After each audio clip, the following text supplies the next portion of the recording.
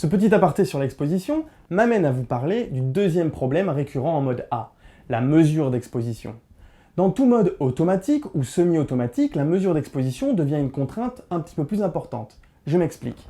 Si votre appareil se trompe sur la mesure d'exposition, imaginons que vous êtes en mode manuel de prise de vue, rien ne vous empêche de gérer par une simple rotation de l'une de vos deux molettes de réglage mon exposition en sous-exposant ou surexposant ma photo grâce à votre diaph ou une vitesse, peu importe. C'est simple, facile et efficace puisque vous avez la main sur vos réglages. Et vous avez le choix de faire confiance à votre jauge d'exposition ou de surexposer ou sous-exposer un peu votre photo.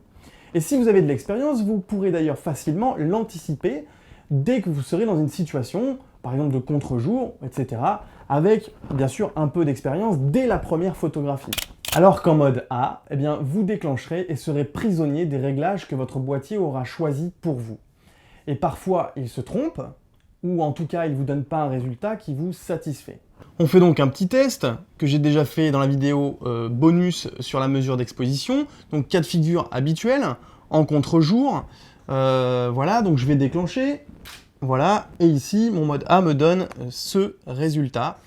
Donc voilà, qui n'est pas forcément satisfaisant. Je suis en mesure matricielle évaluative, donc selon lui, la photo ici, elle est correctement exposée, puisqu'on a forcément une grande quantité de lumière à l'arrière-plan, sauf que notre sujet, lui, il est complètement sous-exposé.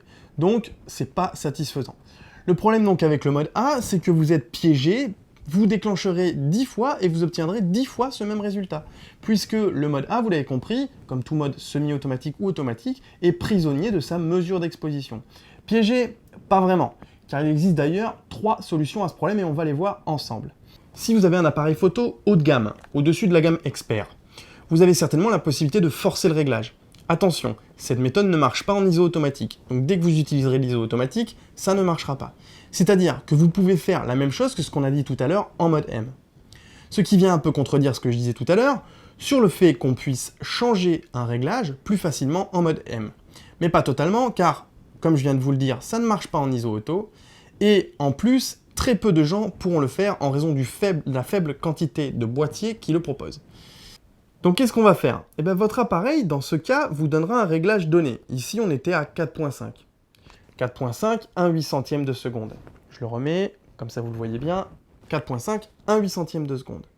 Et on était à 320 ISO, il me semble. Voilà, 320 ISO.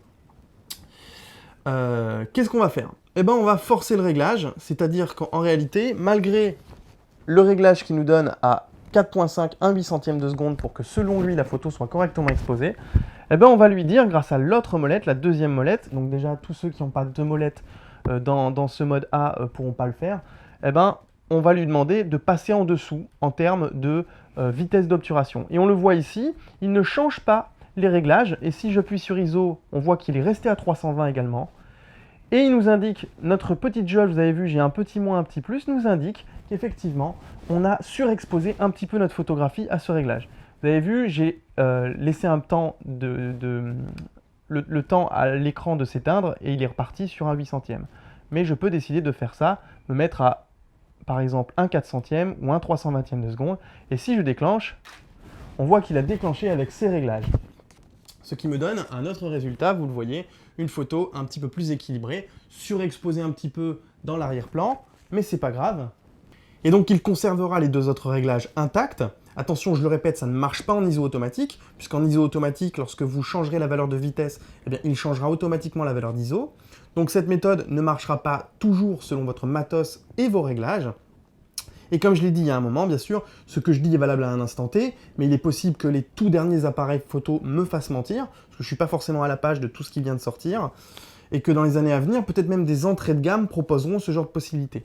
Donc à vous de regarder si vous avez la possibilité de faire ça en fonction de votre matériel, et inutile de venir me voir pour me dire, voilà, des trucs du genre, si, mon 750D ou je sais pas quel autre boîtier, ah bah il fait ça, donc ce que tu dis c'est n'importe quoi. Voilà, je m'amuse pas non plus à tester tous les boîtiers de la Terre, donc à vous de faire l'effort de savoir si cette méthode est faisable avec votre matériel. Deuxième solution, la solution de la correction d'exposition. Pour cela, il suffit de cliquer sur le petit bouton que l'on trouve ici. Donc c'est un petit bouton avec un plus et un moins. Voilà, donc plus et moins, et de faire varier, donc avec la molette, dans un sens, plus 1 IL, 2 IL, 3 IL, voilà. Ou à l'inverse, on peut sous-exposer également. C'est lui qui corrige l'exposition, on va dire, à la prise de vue. Cette méthode est redoutable, mais malheureusement, elle n'est pas forcément très rapide selon les raccourcis de votre boîtier, et surtout, elle ne fonctionnera pas forcément à la photo d'après. Donc, ça peut vite devenir un casse-tête. En tout cas, c'est une donnée supplémentaire à intégrer quand on shoot. À titre personnel, je m'utilise parfois cette méthode, en mariage notamment.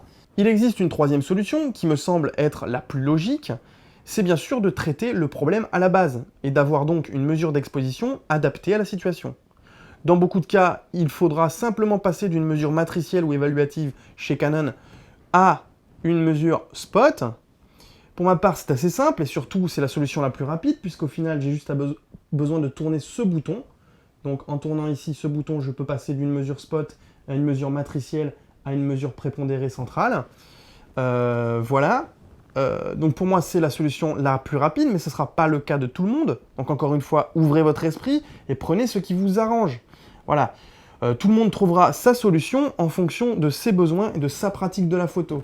Il y a beaucoup de gens qui n'ont pas la possibilité d'avoir des raccourcis intéressants pour la mesure d'exposition. Donc pour eux, ça ne sera peut-être pas la méthode la plus simple. J'en fais pas la démonstration, car cela a déjà été fait dans la vidéo sur la mesure d'exposition, que je vous mets d'ailleurs en description.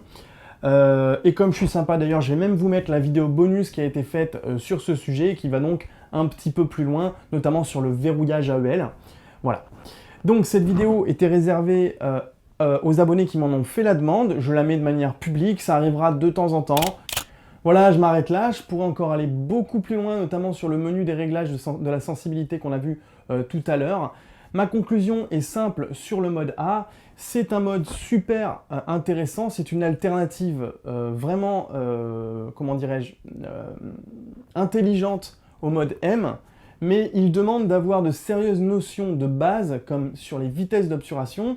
Je suis toujours effaré de la réponse qu'on me fait quand je demande à des photographes, même des professionnels parfois, à quelle vitesse minimum ils shooteraient pour figer une goutte qui tombe d'une fontaine, ce qui reste quand même une notion de base en photographie. Et voilà, je suis toujours effaré des réponses que j'ai. D'ailleurs, mettez ça en commentaire, dites-moi à quelle vitesse vous shooteriez pour figer une goutte. Une vitesse minimum, bien sûr, hein, inutile de me dire un 8 millième de seconde. Mais aussi des notions donc, de mesure d'exposition, il faudra être assez pointu là-dessus. Donc c'est un menu piège pour ceux qui débutent vraiment. Voilà, ne choisissez pas la facilité. Systématiquement en photographie, c'est une manière de voir qui tire vraiment vers le bas. Au contraire, plus on a de handicap en photo, une focale fixe par exemple, ou un mode manuel, et plus la marge de progression est importante. Cela permet de se poser des questions, de réfléchir avant de déclencher. On appelle ça sortir de sa zone de confort. On aura l'occasion d'en reparler dans les vidéos brutes du capteur. Si vous êtes au taquet sur tout ça, alors le mode A est peut-être fait pour vous. Encore une fois, restez ouvert d'esprit.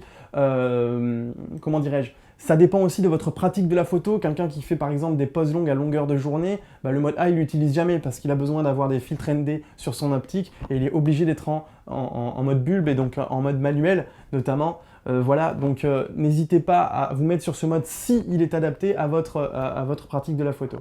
J'espère que cette vidéo vous aura plu et que je vous aurai donné envie de la partager. Vous pouvez comme d'habitude cliquer sur les icônes en haut à droite pour me retrouver sur la page Facebook, sur le site brutdecapteur.fr et bien sûr vous abonner si ce n'est pas déjà fait. Si ça vous a plu, n'hésitez pas à mettre un petit pouce en l'air. Voilà, je fais mon petit Fabien Olicard là pour le coup. Voilà, nous on se dit à mercredi prochain comme d'habitude. Et d'ici là, n'oubliez pas, partageons. Tu peux retrouver les épisodes précédents et aussi t'abonner.